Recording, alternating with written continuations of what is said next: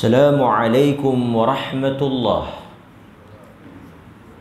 Bismillah walhamdulillah, wassalatu wassalamu ala rasulillah wa ala alihi wa sahbihi wa man walah. Asyhadu an la ilaha illallah wahdahu la syarika lah, wa asyhadu anna muhammadan abduhu wa rasuluh, amma ba'd. Bersyukur kita kepada Allah Subhanahu wa ta'ala. Bab yang berikutnya, bab 55. Bab berbuat baik kepada jiran tetangga. Hadis yang selepas daripada bab 50 tu, 51 hingga 54 itu adalah hadis-hadis di dalam tema yang sama. Sebab itu kita tidak membacanya kerana telah dihuraikan pada bab yang ke-50. Jadi kita ambil bab yang berikutnya, bab 55, bab al-wasati bil jar. Babul wasati bil jar. Bab berpesan, berwasiat agar kita berbuat baik kepada jiran tetangga. An Aisyah radhiyallahu anha عن النبي صلى الله عليه وسلم قال ما زال جبريل عليه السلام يوصيني بالجار حتى ظننت أنه سيورثه. Maksud hadis daripada Aisyah radhiyallahu anha wa an abiha, daripada Aisyah, Allah meridai dia dan ayahnya, daripada Nabi sallallahu alaihi wasallam, baginda bersabda, Jibril alaihi salam sentiasa mewasiatkan kepadaku. Maksudnya kerap, setiap kali bertemu dengan Nabi, di antara pesanan yang dipesan oleh Jibril kepada Nabi, diingatkan oleh Jibril alaihi salam, adalah supaya Nabi melakukan kebaikan, berbuat baik. Yusini bil jar, supaya aku berbuat baik kepada jiranku. Hatta dhanantu, sehinggalah aku menyangka, annahu sayuwarrithuhu, seakan-akan jiran itu akan mewarisi harta peninggalan. Seakan-akan beratnya hubungan ataupun beratnya kedudukan seorang jiran kepada kita, kata Nabi SAW, seolah-olah jiran ni termasuk daripada waris, menjadi sebab menerima harta pusaka. Sebab orang yang dapat harta pusaka ni adalah orang yang aqrab, paling dekat dan mempunyai hubungan pertalian darah dengan kita, ataupun hubungan persaudaraan. Sebab tu kalau kita tengok dalam susunan ahli waris, siapa dia waris kita? Pertama, of course, tentulah anak kandung kita. Jadi anak dengan seorang bapa tu tentulah orang yang paling dekat lah. Siapa lagi? Suami dan isteri. Suami mewarisi harta isteri, isteri mewarisi harta suami. Kemudian lagi ahli waris, ibu dan bapa, datuk dan nenek. Datuk ada bahagian tak kat ni cucu dia mati? Ada kan? Bahagian nenek pun ada. Jadi maksud yang kita sebut tadi ni, datuk, nenek, ibu, bapa, anak-anak, kan, ataupun adik-beradik kandung, abang si mati, kakak si mati, adik si mati, juga menjadi waris. Jadi mereka ni siapa? Mereka ini adalah keluarga yang paling dekat. Dan memang banyak ayat-ayat yang suruh kita berbuat baik kepada kedua orang ataupun ahli keluarga ni. Jadi Nabi kata seakan-akan jiran ni pun ada bahagian dia. Taklah jiran tak. Lagi silap faham pula. Mati jiran tu dia main tanya 1/6 ke 1/8. Dia tidak ada bahagian, tapi Nabi menyatakan zanantu, aku menyangka seakan-akan jiran ini menjadi ahli waris. Artinya dekatlah ataupun berat.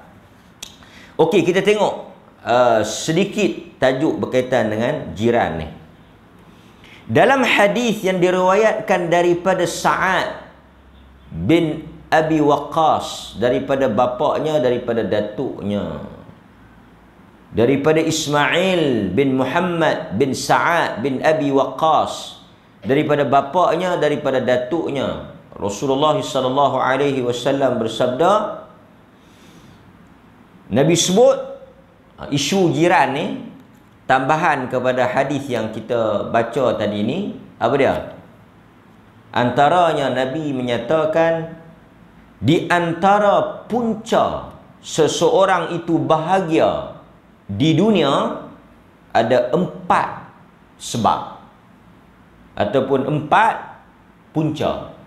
Kalau sesiapa yang ada 4 benda ni, hidup dia akan bahagia. Hadis yang diriwayatkan oleh Ibnu Hibban. Yang pertama, punca sebab faktor seseorang itu bahagia, isteri yang salihah, isteri yang baik, isteri yang taat. Ini nombor 1. Yang kedua, wal maskan al wasi', rumah yang selesa. Nombor 1 bini, nombor 2 rumah. Ada bini yang elok, salihah, tapi rumah yang tak selesa, rumah yang sial. Dalam hadis Nabi kata, kesialan itu ada pada 3 perkara. Asy-syu'um. Nabi sebut asy-syu'um fi thalathah. Sial itu ada pada 3 benda. Rumah, kenderaan, bini, wanita. 3 benda ni boleh dikategorikan adanya asy-syu'um, sial. Panjanglah hadis tu kalau kita nak bahas. Hadis yang diriwayatkan oleh Imam Muslim. Cuma dalam hadis ni dia kata nombor 1, kalau satu orang tu ada isteri yang salihah, rumah yang selesa, wal jar as-salih, jiran yang baik, wal markab al-hani, dan juga kenderaan yang baik, kenderaan yang okey. So ada 4 benda. Isteri yang salihah, rumah yang selesa, jiran yang saleh, kenderaan yang dalam keadaan baik. Kalau ada 4 benda ni, sebab apa tuan-tuan? Kerana 4 benda ini adalah benda perkara yang senantiasa kita berhadapan dengannya dan berada di dalam persekitaran kita. Hari-hari kita akan menghadap muka bini kita, muka jiran kita, akan guna kereta kita, akan duduk di rumah kita. Jadi ini adalah 4 benda yang boleh kita katakan melekat, berada dengan berada di samping diri kita. Sebaliknya 4 perkara yang menjanjikan keburukan dan kesengsaraan, syaqawah, kecelakaan, jiran yang buruk, isteri yang tak saleh, rumah yang tidak selesa, kenderaan yang tidak berada dalam keadaan yang baik.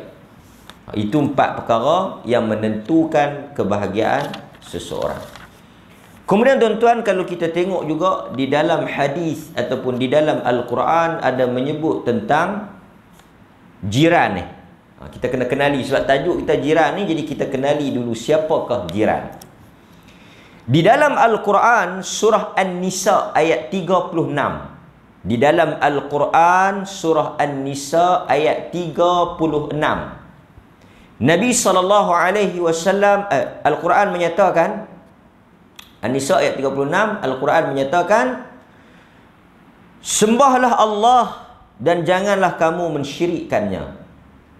Berbuat baiklah kepada kedua orang tua kamu, kaum qarabat, wabil walidain, ibu dengan bapa, wabidhil qurba, adik-beradik, wal yatama, anak-anak yatim, wal masakin, orang-orang miskin, wal jar.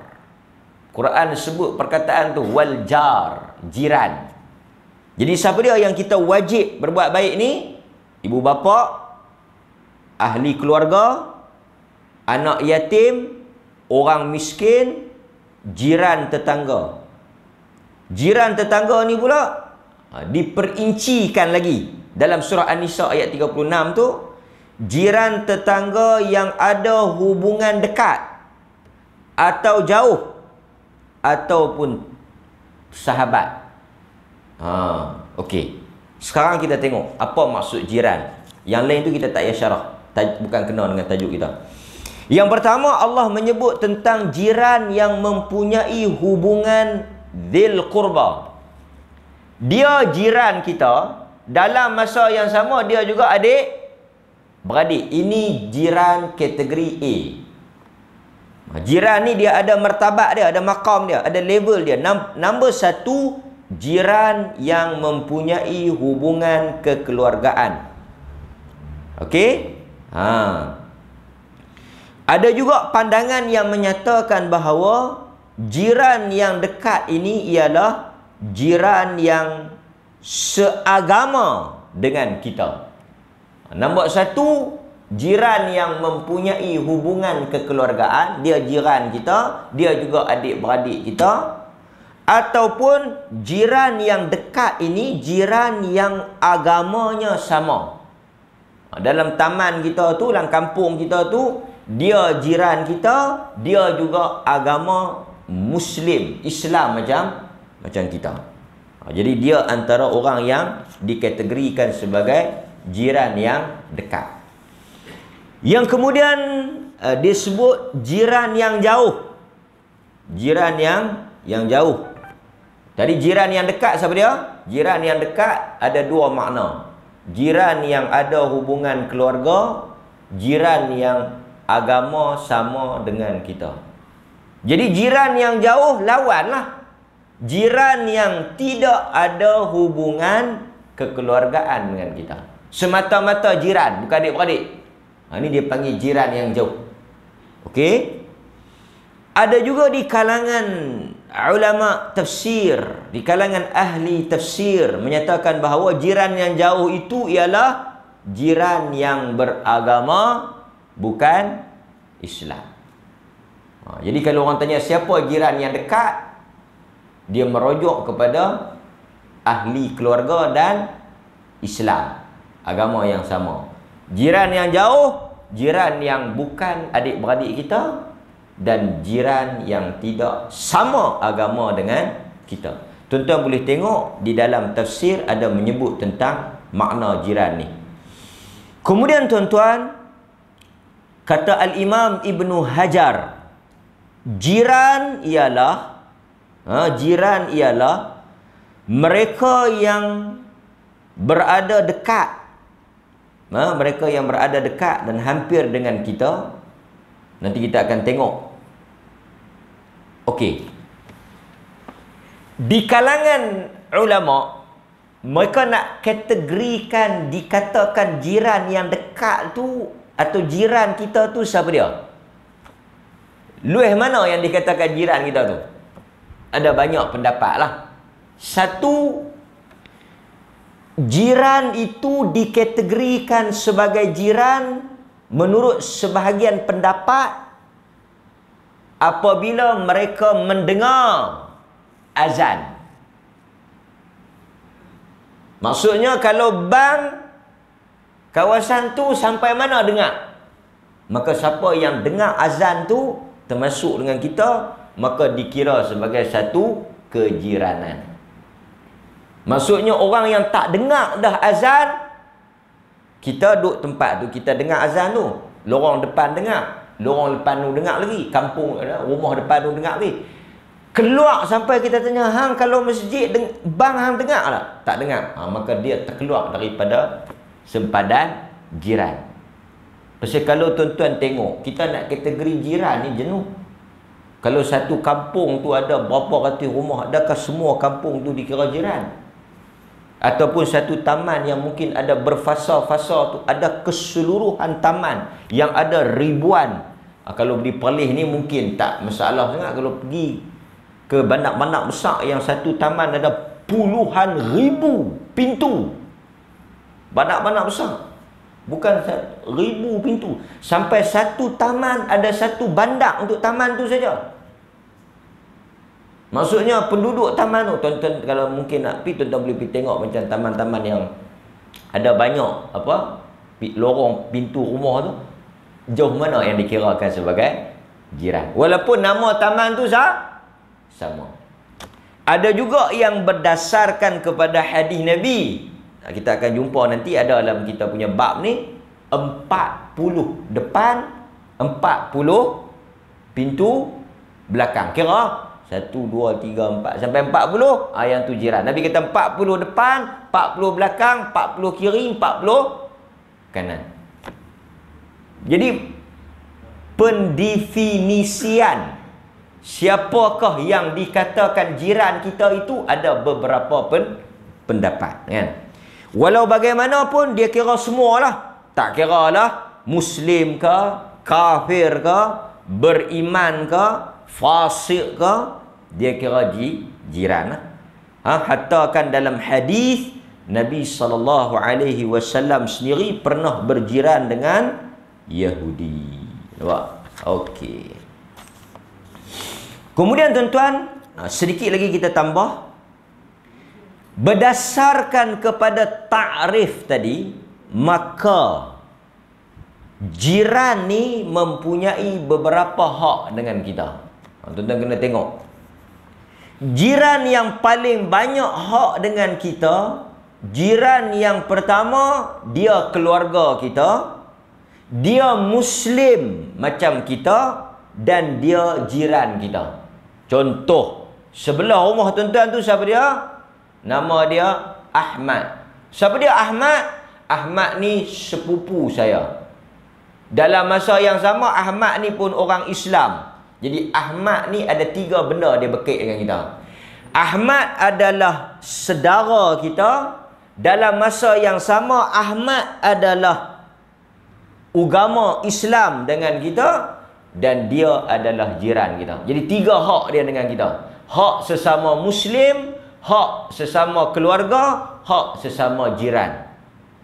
Jadi apa-apa pun Ahmad dululah. Okey.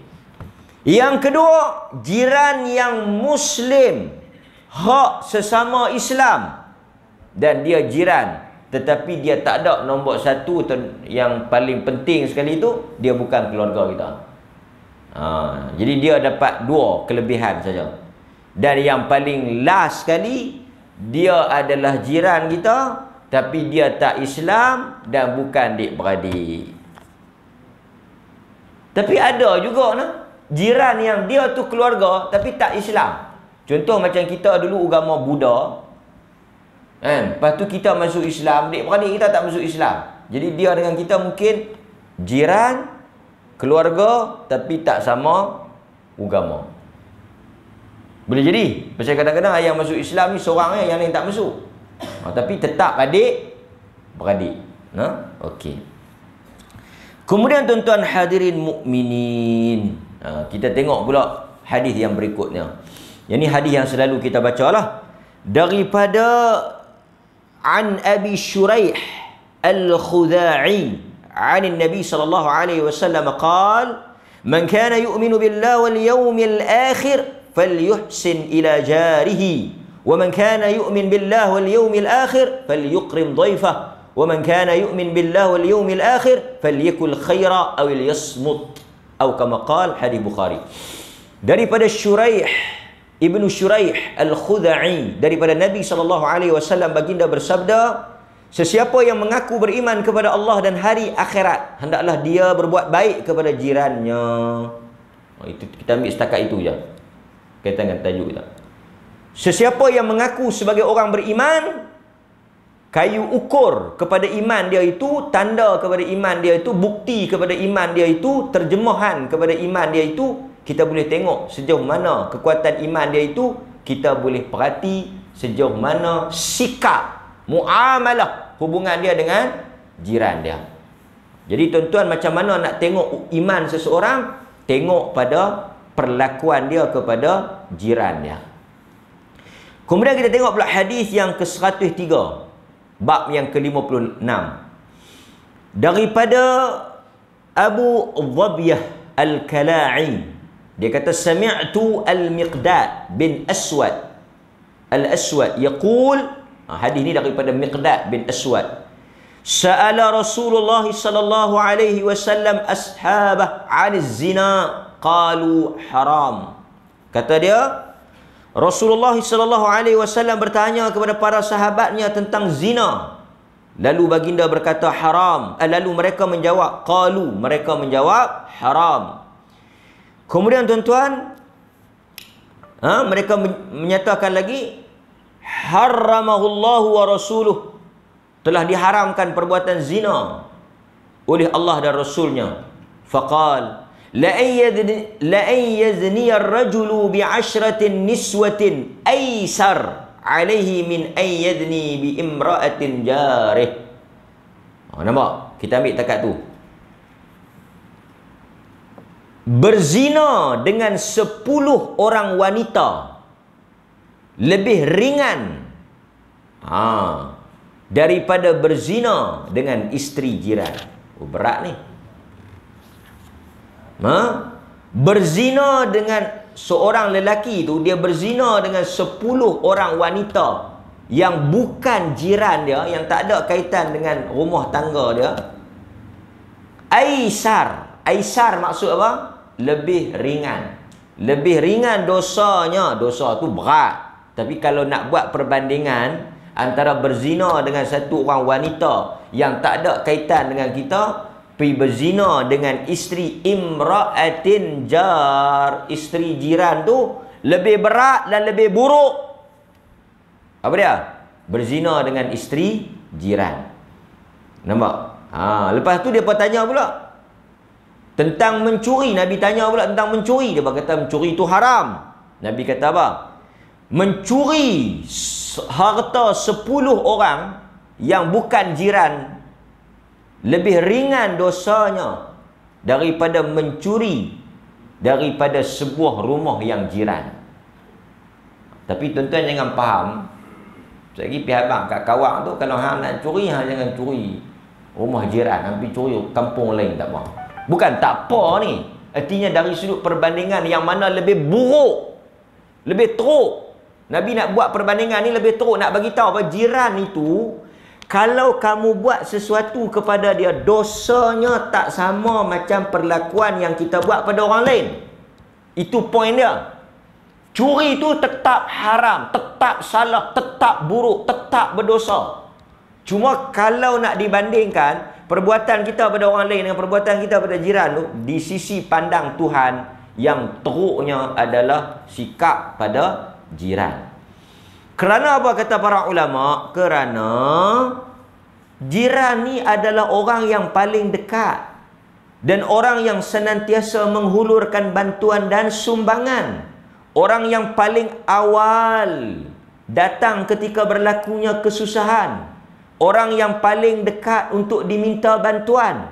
Tiba-tiba orang yang begini dekat dan baik hubungannya dengan kita, kita berbuat buruk padanya. Jadi pasal apa tuan-tuan dosa dengan jiran ni lebih teruk daripada dosa dengan orang lain? Dari sudut hubungan. Dari sudut hubungan. Kemudian tuan-tuan tengok hadis yang berikutnya pada bab yang ke-57. Kita ambil satu lagi. Hadis nombor 105. 105. Daripada Abdullah bin Amr,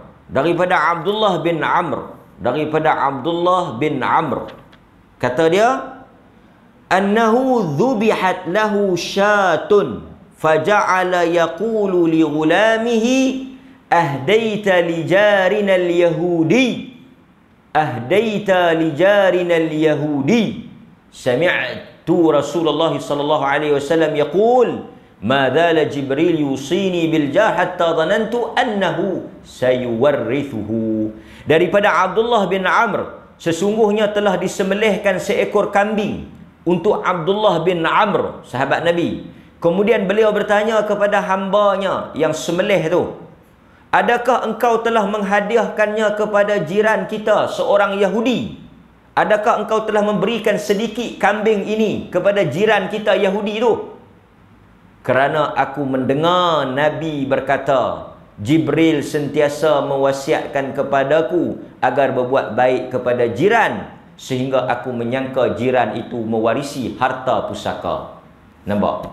Jadi Abdullah bin Amr ni dia tanya dekat hamba dia, kau dah bagi tak kambing tu dekat jiran kita? Menariknya jiran dia tu Yahudi. Yahudi. Sebab itu tuan-tuan, kita bincang, ada dibincang di kalangan para fuqaha, para ulama tentang apa? Isu memberi daging aqiqah dan daging korban kepada bukan Muslim. Ada bincang bab itu, walaupun ada di kalangan para ulama yang tak membenarkan diberi daging korban ni kerana daging tu ibadah. Jadi daging korban, kita kena faham lah, pandangan bagi daging korban dengan akikah kepada orang bukan Islam ni, ada pandangan yang menyatakan tak boleh. Pandangan yang menyatakan tak boleh makan. Dan ada pandangan di sana yang menyatakan boleh makan daging akikah dan boleh makan daging korban. Dan kita tengok, wallahu ta'ala a'lam, boleh diamalkan kedua-dua pandangan tu melihat pada keadaan. Umpamanya tuan-tuan yang ada jiran bukan Muslim, kan? Dia dekat dengan rumah tuan-tuan, kan? Tuan-tuan buat korban, tuan-tuan bagi sikit dekat dia. Adakah boleh? Allahu ta'ala a'lam. Di sana ada pandangan yang menyatakan dibolehkan di atas hubungan jiran dan berbuat baik. Kerana dalilnya apa? La yanhaakumullahu 'anil ladzina lam yuqatilukum fid din wa lam yukhrijukum min diyarikum an tabarruhum wa tuqsitu ilaihim. Allah tidak melarang, surah Al-Mumtahanah. Allah tidak melarang kamu untuk melakukan kebaikan kepada orang bukan Islam selama mana mereka tidak memerangi kamu, tidak mengusir kamu keluar daripada kampung kamu, untuk kamu berbuat baik dan bersikap adil. Kata para ulama, itu antara dalil bolehnya kita memberikan daging korban kepada orang bukan Islam, apatah lagi dia adalah jiran kita. Okey, nampak tuan. Kemudian hadis tentang siapa yang paling utama untuk kita dahulukan bila kita nak buat jiran ni, ada jawapannya dalam hadis Aisyah pada muka surat 120. Aisyah berkata, qultu ya Rasulullah, aku bertanya kepada Rasulullah. Dia tanya dekat Rasulullah. Dia kata, inna li jarain, aku mempunyai dua orang jiran. Fa ila ayyihima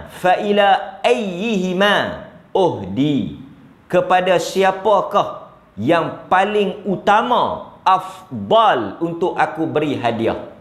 Qal, lalu Nabi menjawab, ila aqrabihima minka baban, iaitu kepada orang yang paling dekat di antara dua orang tadi ni, yang paling dekat pintunya dengan rumah engkau.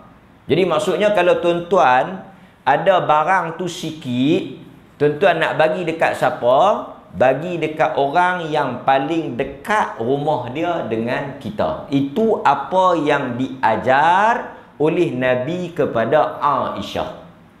Jadi kalau tuan-tuan buat kenduri, yang ni banyak berlaku, terutama di perumahan lah. Dia buat kenduri, dia hanya panggil lorong dia saja.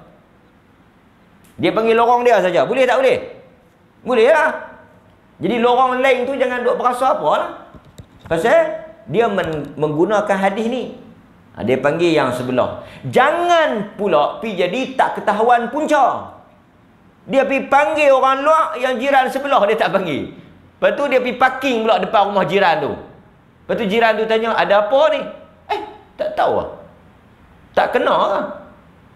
Ni sebelah rumah buat kenduri. Saya duk mengajar sekali dengan dia. Dia panggil mai. Law ni tuan-tuan, yang duit banyak. Yang duit banyak masalah kita tu, ni masalah orang yang tu imam pun masalah saya ingat. Benda yang sama. Orang ada duit. Law COVID tak boleh buat kenduri besar-besar kan. Tapi masalah dia, kenduri ni sensitif. Sekali lagi kita panggil kawan tu, dia pergi berjumpa di market, keluar cerita, dia nak jadi pasal. Tapi siapa yang ada duit, tuan-tuan yang ada duit ni, buat. Ada dah 2-3 orang yang buat. 8 hari, 8 malam. Atau 8 sesi. Malam yang pertama, jemputan geng masjid. Jemputan malam yang kedua, jiran taman. Malam yang ketiga, rakan sepejabat. Malam yang keempat, geng mana pula. Malam yang keenam, geng mana pula. Kampung ke, apa ke, panggil. Senang. Buat begitu boleh? Cuma demam sikit kan. Jadi orang masjid pun tak ada cakap, panggil dah malam tu. Tapi janganlah pula 8 majlis 8 dia pi demam. Yang taman tu Musa, hangpa tak sampai lagi gilik hangpa. Nanti akan sampai gilik hangpa. Malam ke berapa tak tahu. Ni buat untuk orang masjid tu. Pasal apa? Nak bagi kena semua. Nak panggil sekali dulu COVID pula. Pecah-pecah macam tu. Jadi kita mungkin boleh buat dekat kaedah tu. Kalau tuan-tuan nak elok, tak payah buat langsung. Senang. Bila tak buat langsung, tak ada siapa bercakap. Dia panggil hang, dia tak buat. Senang kan. Walah kalau kita orang mengaji, kita tak ada masalah orang tak panggil. Pasal apa? Kalau kita orang mengaji, orang yang faham, ada ilmu, orang tak panggil tak ada masalah. Pasal memanggil ni hak tuan rumah. Hatta kita kalau kita pi, ada kawan kita tak kan dalam hadis Nabi pi tanya dulu. Bahkan ada hadis yang kawan tu dia buat untuk 5 orang, dia pi dekat Nabi, dia tanya ni.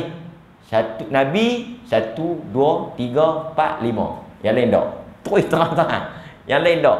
Jadi Nabi pi 4-5 orang yang dipanggil tu, yang lain faham pasal tak dipanggil. Itu hak tuan rumah. Lepas tu para ulama bincang pasal apa dia panggil Nabi saja, pasal apa dia panggil takat 5 orang saja, bincang. Itu hak dia, itu kemampuan dia, itu apa dia, itu tak ada isu. Tapi kita kena bacalah hadis ni. Utama sekali jiran yang paling dekat. Jadi jiran yang paling dekat tu kita panggil habis lorong tu, lorong lain mungkin kita tak panggil. Tadi tak boleh kata apa. Jangan pula pergi taman tu dia pergi 7-7 pula. Ini lagi tak elok. Dia pergi rumah tu pasal apa? Geng dia. Ini pasal apa? Kan, geng dia. Jadi mai lah. Daripada taman tu ada yang dia pilih. Lalu pula depan rumah yang dekat dengan dia tu. Apatah lagi tuan-tuan, makanan ni jenis berbau. Bau dia buat ikan kering ke apa? Bau, moang bau. Rumah sebelah buat kenduri. Dia tak pergi dah. Tak. Nampak. Agama ajak sampai ke tahap itu, kan? Nampak. Hadirin mukminin. Okey, kemudian para ulama juga ada menyebut bahawa kita boleh nampak. Di kalangan jiran-jiran ni pula kita boleh halusi lagi. Muslim, adik-beradik yang paling dekat dengan pintu kita. Ada lagi kita boleh buat rincian lagi. Jiran kalau dia muslim dalam satu lorong, okey. Dalam satu lorong tu semua Islam. Betul tak? Boleh jadi tak? Itu mudah. Dalam satu lorong tu ada 10 biji rumah. Semua Islam. Tetapi semua pergi masjid tak? Yang ni dia panggil soalan cengih sikit. Dia tahu nombor daripada A1 sampai A10 ni semua Islam. Macam mana ustaz? Tapi yang pergi masjid saya dengan hak depan ni, hang panggil dia saja main makan. Kalau orang lain tanya, hang jawab terus. Awak duk panggil dia. Aku panggil dia pasal dia duk pergi masjid. Kalau hang nak main juga, hang pergi masjid. Boleh? Boleh tak? Boleh. Salah jawapan tu. Betul. Dia nak marah pun tak boleh. Dia takut pun jiran hang, tapi jiran yang tak pergi masjid. Kan? Pindah terus esok. Kita maki-maki nak pergi subuh, tengok lori main. Lori besar. Siapa? Dia ni pindah beli rumah tanah lain. Berjaya tazkirah kita. Okey. Sebab ada dalam hadis Nabi SAW menyebut apa? Nabi kata tidak makan, tidak bersahabat seseorang itu melainkan orang beriman, dan tidak memakan daripada makanan dia melainkan orang bertakwa. Artinya apa? Jiran yang soleh, jiran yang bertakwa, dia punya level dia tak sama dengan jiran yang kurang bertakwa. Macam mana nak tahu takwa ni? Mungkin kita boleh tengok masjid. Kalau dia pergi masjid, kira bagus lah.